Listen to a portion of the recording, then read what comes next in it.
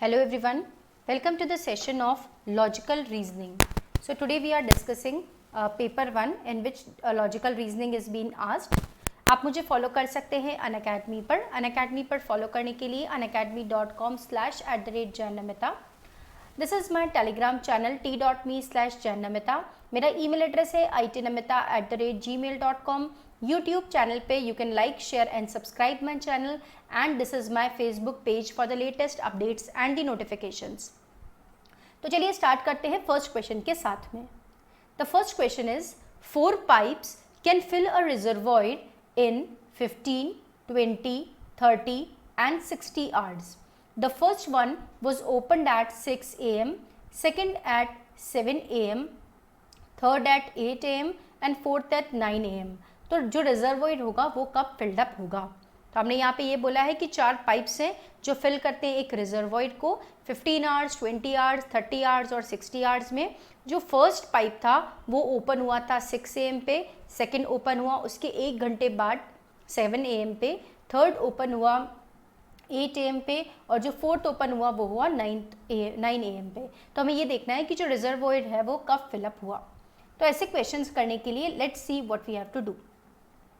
So see 4 pipes can fill a reservoir. 4 pipes हैं वो reservoir को कब फिल करते हैं 15, 20, 30 और 60 आवर्स में. It is been given in the question. तो जो फर्स्ट वन था वो ओपन कब हुआ था 6 AM पे, सेकेंड वाला ओपन हुआ था 7 AM पे, थर्ड वाला हुआ था 8 AM पे और फोर्थ वाला हुआ था 9 AM पे. सो इसके हिसाब से you have to do the calculation. तो जो फर्स्ट पाइप है वो फिल करता है टैंक को मतलब रिजर्वॉयर को 15 आवर्स में. तो इसका मतलब मैं ऐसे लिख सकती हूँ कि it fills 1/15 of the reservoir in 1 hour. ये हम लिख सकते हैं इसके लिए. सिमिलरली सेकेंड वाले के लिए हम क्या लिख सकते हैं इसको 1/20, थर्ड वाले के लिए 1/30 और फोर्थ वाले के लिए 1/60. ठीक है. तो अब अगर हम ये मानते हैं कि let T be the number of hours spent by first pipe, इसको कितना टाइम लगा है t आवर्स लगे हैं. ठीक है. तो सेकेंड वाले को कितना लगेगा, वो 1 घंटे बाद स्टार्ट हुआ था. जैसे 6 बजे ये स्टार्ट हुआ तो ये 7 o'clock पे स्टार्ट हुआ. तो इसको लगेंगे t-1 प्लस 1/30. ये थर्ड वाले के लिए इसको लगेंगे t-2 आवर्स प्लस 1/60. इसको लगेंगे t-3. अगर मैं सबको कैलकुलेट कर लूँ तो क्या हो जाएगा, it is equal to t/15 plus t-1/20 plus t-2/30 plus t-3/60. Okay. और जब हम इन सबको इस तरह से कैलकुलेट करेंगे इज इक्वल टू 1. तो आप ऐसे भी लिख सकते हैं, इसका LCM निकालेंगे एंड द LCM इज 60. तो इट इज़ 15 4 ज़ा 60, 4t plus 3 into t-1 plus 2 into t-2 plus t-3. हम इस तरह से लिख सकते हैं. और इस इक्वेशन को हम ऐसे भी लिख सकते हैं 4t plus 3t minus 3 plus 2t minus 4 plus t-3 is equal to 60. Right. सबको कैलकुलेट करेंगे 4 प्लस 3 7, 7 प्लस 2 9. तो 90 माइनस कितना हो जाएगा -3 -4 एंड -3. तो इट इज़ इक्वल टू 4 5 6 7 8 9 और एक और है 10. तो यहाँ 10t हो जाएगा. 10t minus 10 is equal to कितना आएगा 60. तो 10t की वैल्यू कितनी हो जाएगी, 10t की वैल्यू हो जाएगी 60 plus 10 that is equal to 70. तो t की वैल्यू कितनी हो जाएगी 70 डिवाइडेड बाय 10 मतलब 7. तो हमने ये बोला है कि जो भी रिजर्वॉयर था सुबह 6 बजे से भरना स्टार्ट हुआ था वहाँ से पाइप से रिजर्वॉयर. तो 6 बजे से लेकर 6 to 7, 7 to 8, 8 to 9, 9 to 10, 11, 12, 1, 6 AM से 7 आवर्स जब आप काउंट करोगे तो कितना हो जाएगा 1 PM. तो 1 PM पे पूरा रिजर्वॉयर भर जाएगा. ओके. सो इसके हिसाब से the answer should be 1 PM. 1 PM पे पूरा जो रिजर्वॉयर होगा वो आपका कंप्लीट हो जाएगा. Let's go to the next question.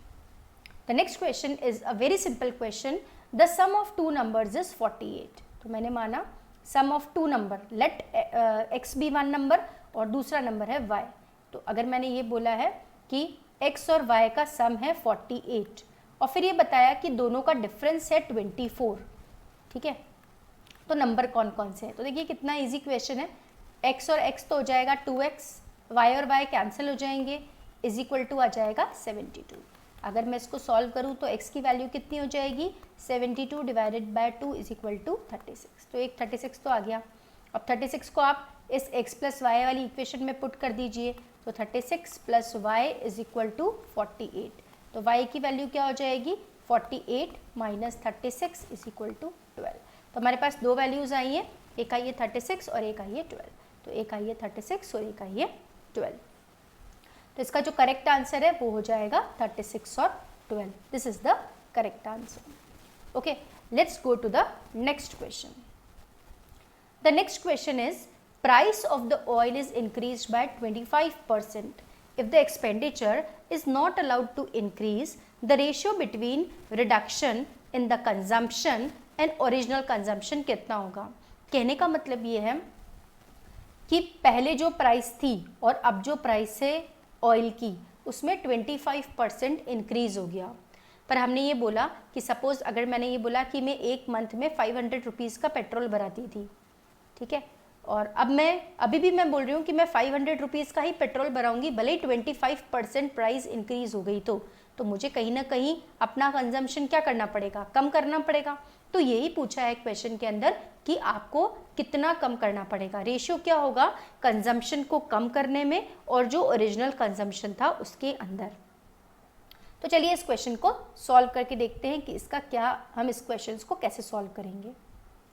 तो हम लिखते हैं इसके लिए लेट प्राइस बी 100। मैंने माना सपोज जो पहले पेट्रोल की प्राइस थी वो थी 100 और जो मेरा कंजम्पशन था वो भी क्या था, कंजम्पशन भी था मेरा, वो था 100 रुपीज़, ठीक है।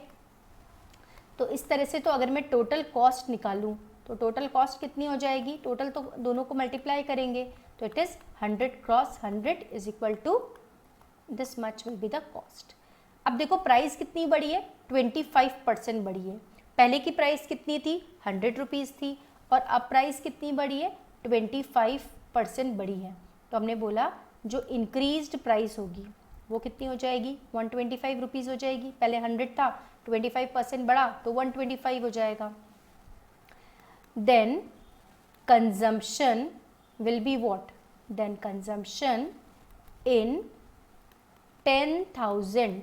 अब इसके हिसाब से मुझे कंजम्पशन देखना है तो वो कितना हो जाएगा, it will be 10,000 divided by 125, तो वो हो जाएगा आपका 80।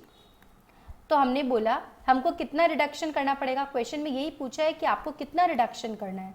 तो रिडक्शन कितना करना पड़ेगा, 100 था minus 80 it is equal to 20। और अगर आपको निकालना है परसेंटेज ऑफ रिडक्शन, कितना परसेंट रिडक्शन किया, तो वो आप कैसे निकालोगे, 20 डिवाइडेड बाय 100 इंटू 100। तो कैसे निकलेगा 20%, मतलब आपको 20% रिडक्शन करना है। तो जैसे अगर मान लो 100 है, 100 को मैं 5 पार्ट्स में डिवाइड करूं तो कितने हो जाएंगे, 20 20 20 20 और 20, ठीक है। तो मतलब 1:5 का रेशो बोल सकते हो ना आप, तो ये 1:5 का रेशो हो जाएगा, मतलब ये एक पार्ट है 100 का, ठीक है। तो 20:100 तो 1:5 का रेशो हो जाएगा।